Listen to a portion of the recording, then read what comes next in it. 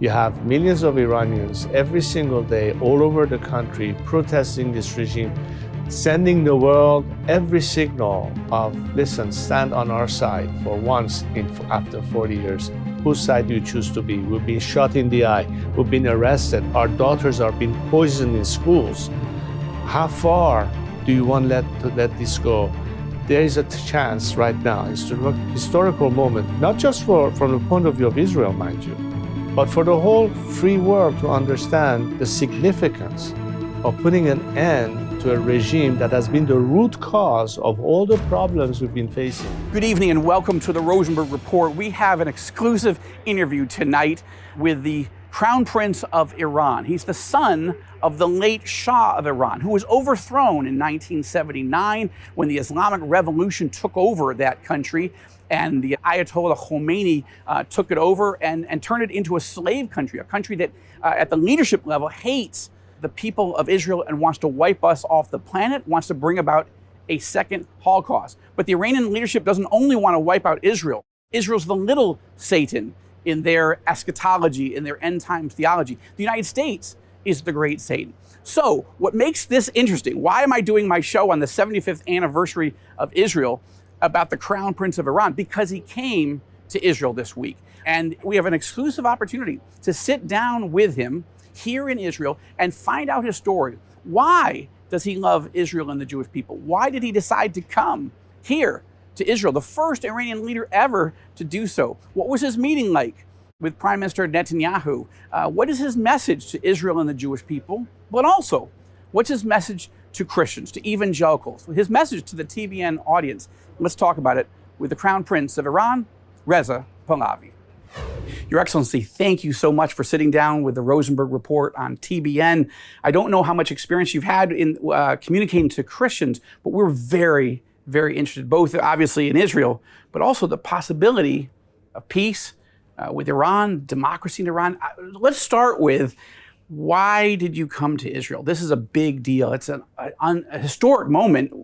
Why did you even want to do it? For over 4 decades, we have had a regime that from the very beginning planted the seed of hatred, of violence, of instability, of antagonism, of interference, of using its proxies to conduct, from their point of view, a mission of exporting an ideological religious revolution to the detriment of the Iranian people, and from the get-go establishing discrimination against religious minorities and all sorts of opinions. And for 4 decades, my fellow compatriots have suffered the consequences, but not just them, many in the region and beyond. So net, instead of going in the direction of a path of conflict, a path of uncertainty, of nuclear threats, of terrorism, of radicalism, the Iranian people have nothing to do with that. On the contrary, we are peace-loving people. We want to be able to have friendly relationship, cordial relationship with every nation, anyone on the planet that recognizes our sovereignty and independence, and work together towards peace, towards progress, towards modernity. That's the demand of today's generation, who have suffered all these years under this regime. Why Israel? Because Israel is, after all, a country with a democratic structure that understand how pivotal it would be under a different Iran to be a strategic partner, which is good for stability, for the region, for the betterment of relations. So it's the antithesis to what we currently have. But is it a risk to your movement of trying to build an opposition, democracy and freedom? Is it a risk to come to the little Satan, as it were, to Israel? I mean, the clerics literally say this every week, death to Israel, not to mention death to America.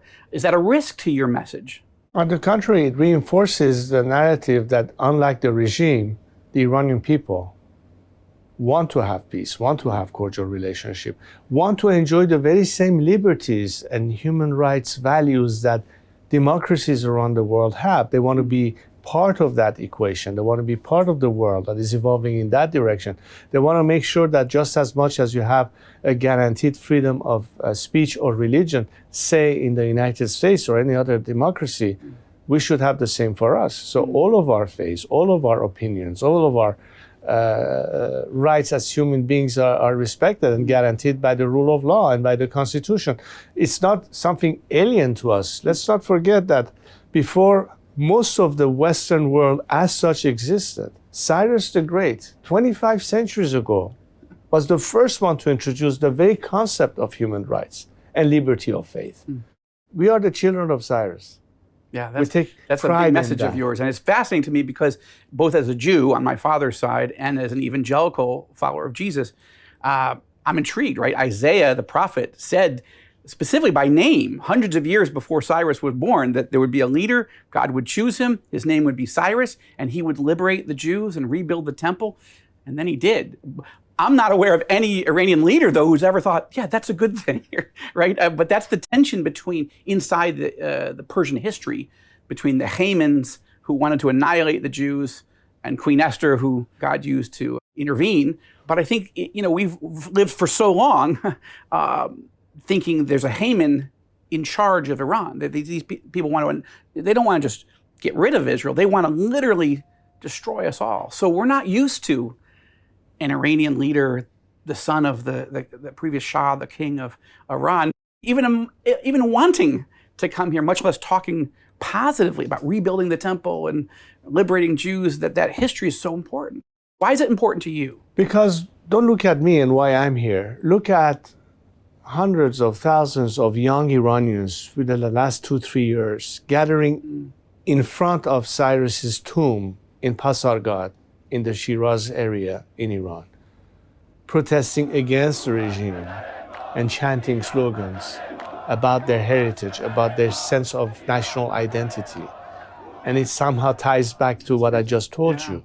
So it's not just me, it's the voice of millions of Iranians who have been Cyrus the Great remains great among the Persian people today? It is Iranian people? A sense of civilizational and cultural and national identity that transcends everything. I mean, whether you are a Christian or a Muslim or a Baha'i or a Jew, or if you are a Kurd or a Nazari or a Baluch, that sense of national identity finds itself back in the narrative of a proud nation with a proud history and with something and how much it contributed to Western civilization. Thomas Jefferson incorporated into the Constitution of America or the Declaration of Independence, inspired very much by what Cyrus the Great had said. Amazing. Yeah. So if you look at that and the perspective of where we stand as a nation in the context of these very ideals and values, as opposed to a regime that has been warmongering, has been planting the seed of hatred and disdain, and it's night and day. And it's really, even if you go back in time in terms of the Zoroastrian values of Ahura Mazda versus Ahriman, Ahura Mazda being the god of light and truth and justice and what have you, and the darkness and the evil and everything, is evil versus light. That's literally how we look at this regime as it impacts us Iranians at home, but how much destruction it has created in terms of it's basically seeing the light in peace, in harmony, in coexistence, in good relation, in tolerance, as opposed to the contrast. And part of my message to the world is us Iranians want to have cordial relationship with the world. And why not start with the most obvious, which is where Israel stands in terms of being threatened by a regime that calls for its disappearance. Right. Whereas me knowing that, among other things, the best experts in managing water issues happen to be Israeli experts. And what kind of a relationship with this country would be mutually beneficial, and to my country, instead of this narrative of hatred and anti-Semitism, whatever it is that is out there. You know, and that's part of the whole picture. You had an opportunity to sit down with Prime Minister Benjamin Netanyahu. What was your impressions of him? What did you say to him? Did you talk specifically about your idea of the Cyrus Accords? And would you describe that a little bit to us? I hope one day we will be able to address all of these things of how post-regime, there are so many opportunities, and that goes without saying. But the immediate focus is on the now. Okay. And the now is basically, you have millions of Iranians every single day all over the country protesting this regime, sending the world every signal of, listen, stand on our side for once after 40 years. Whose side do you choose to be? We've been shot in the eye. We've been arrested. Our daughters are being poisoned in schools. How far do you want to let this go? There is a chance right now, historical moment, not just from the point of view of Israel, mind you, but for the whole free world to understand the significance of putting an end to a regime that has been the root cause of all the problems we've been facing, to liberate a nation that will be the guarantee of stability and will eliminate every single problem that you see today, from radicalism to extremism to terrorism to the nuclear threat. Everything ultimately touches. And what's the alternative? And from Prime Minister Netanyahu to any other world leaders or legislators that I've been talking all these years, and particularly lately, I said, look, the alternative is right in front of your face. It's a liberated nation that shares the very same values that you have, but you insist on continuing negotiating with those who are part of the problem to begin with. How do you expect to find a solution out of that? Do you support the idea of this nuclear deal that President Obama and now President Biden have been trying to encourage the Iranian leadership to pursue? Or do you think that's a fool's errand? I don't know what your perspective is on the nuclear negotiations. It's always a matter of saying whether it's a gun or the finger on the trigger. Can they be trusted, regardless of what they sign? And how many times have they been dubious? It's just lack of trust at the end of the day. Even if you have a so-called agreement, what does it really mean? Mm-hmm. And what does it achieve? And what was the last time you tried the result that you obtained? More money released to a regime that, rather than spending it on starving Iranians, have been reinforcing their proxies, whether in Syria or in Lebanon. Let's talk about what's your message to Christians around the world? Obviously, the Bible is filled with, we just talked about the Cyrus portion and Queen Esther, but even the wise men who came to Bethlehem to find the king of the Jews, they reportedly came from Persia. These were astronomers who were watching the stars. So Persia, Iran, that history is actually very deep in the Bible. And while there's been negative issues, you're right, in biblical times, there's also been wonderful warmth. So I'm just curious, what's your message to the Christian world specifically? Well, how can we be praying for your country? I think the best guarantee for all faiths to have the liberty to exist and freedom of religion and an end to any kind of persecution has to have a guarantee of the rule of law and democracy and a secular system that separates religion from governance as a prerequisite to democracy. But it's in that context that you can coin and guarantee freedom of religion and or speech. Any religion. It doesn't have to be Islam or Christianity or Judaism or any other religion. It's the universal principle that ties us all together. Almost impossible for us to imagine, almost. Iran, which has been Shia, almost apocalyptic Islamism or nothing. It's hard to imagine a world, but you lived in that world. Because I think part of the message is you need to rewind your watch pre-Iranian Revolution. Okay. As a teenager, when I was growing up in my own country and I studied there, and I left my country when I was about 17 and a half years old to come to the United States to train in the Air Force Base in Lubbock, Texas. But I just want to give you an image. What teenager doesn't dream to play with the national Iranian soccer team and its players? And we did. But why I raise this? Because, when our national team was playing, among them were people of all different kind of extractions, from the south, from the north, with different faiths and ideology, and we were all Iranians. Nobody said, oh, you are from this region, you're from that region, or you're a Muslim, or you're Jew, or you're Christian. That's the Iran pre-revolution. There were Jews in Iran, there were Baha'is in Iran, there were Christians in Iran. Now you see that as a result of this regime, the first wave of people who had to leave, who were immediately persecuted under this new ideology. Jews that had to leave Iran, Baha'is who had to leave Iran, and so on. How many converting out of the faith and became Christians in Iran and are being persecuted? We hear millions, but we don't know for sure. So it's all about, not just about the Christians, not just about the Jews, not just about the Baha'is, or any faith, or even atheists. Liberty, guarantees of everyone's right That's really what is my message to the whole world, whether it's the Christian community.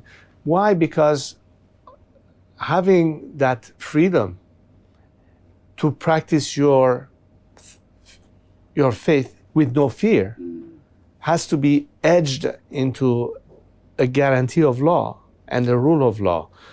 That's what I'm calling for Iran, for my country.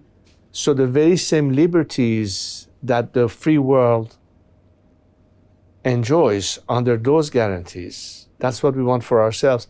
The kids who are fighting in the streets today, despite knowing that they might end up in jail, tortured, or even executed, understand the cost to achieve that. And so the message from everybody who believes that this is the way to go have to today tell the Iranian people, you're not alone in this fact. Your message has been heard, received, and understood.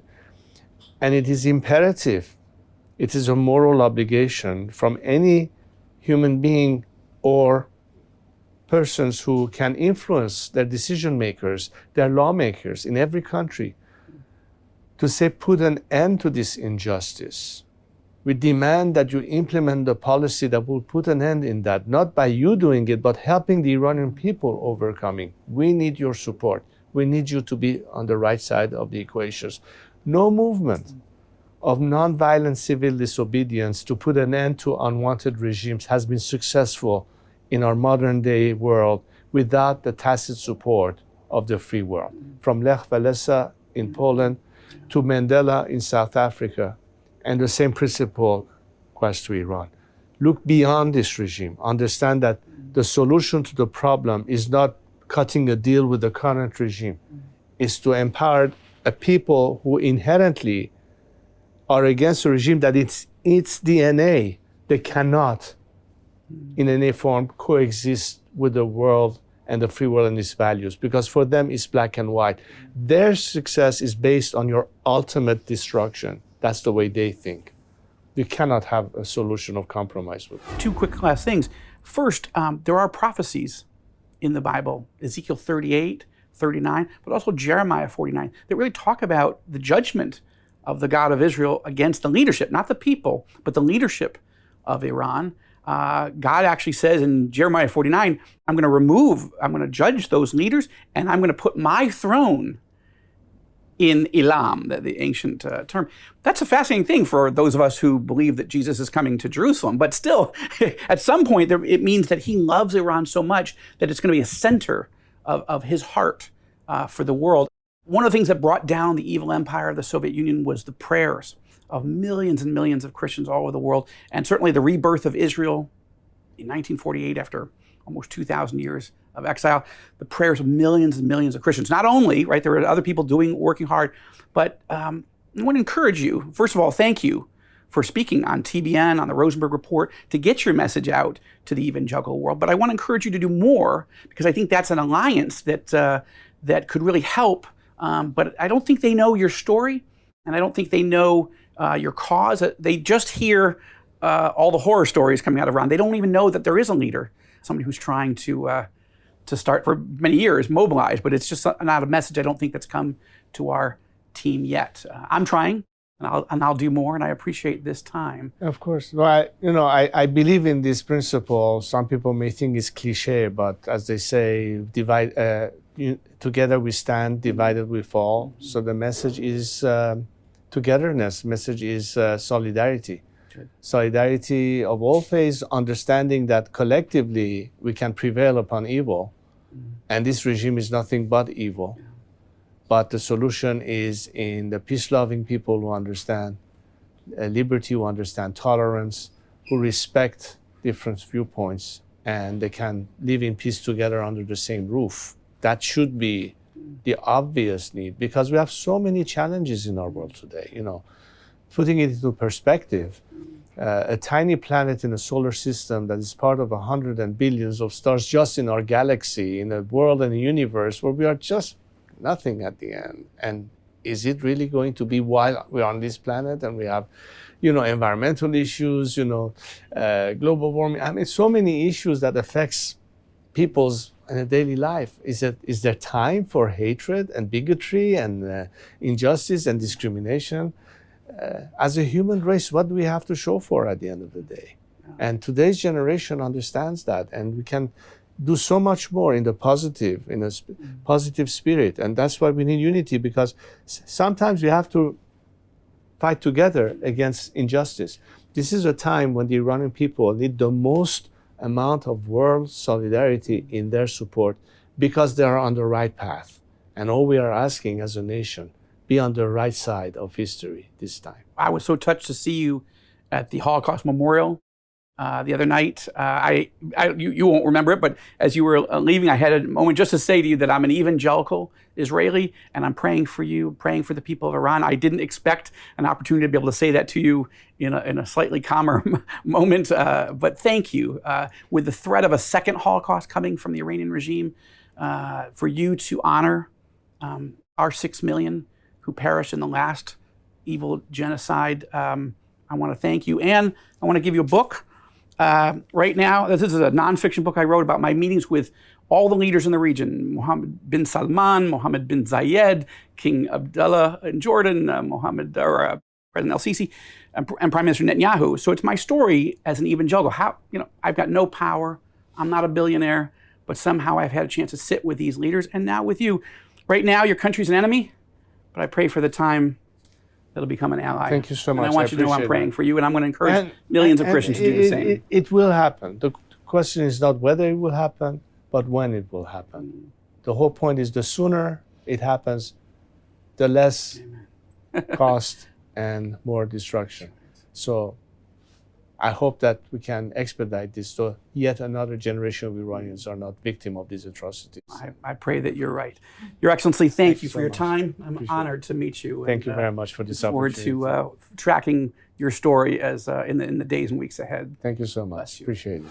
Well, I'm absolutely astonished that the Crown Prince of Iran, Reza Pahlavi, has come to Israel, spent so many days, almost a full week here, meeting with senior Israeli officials, meeting with Jewish leaders, meeting with Christians, meeting with Baha'i and others here, and bring his message everywhere he went of a free and democratic Iran.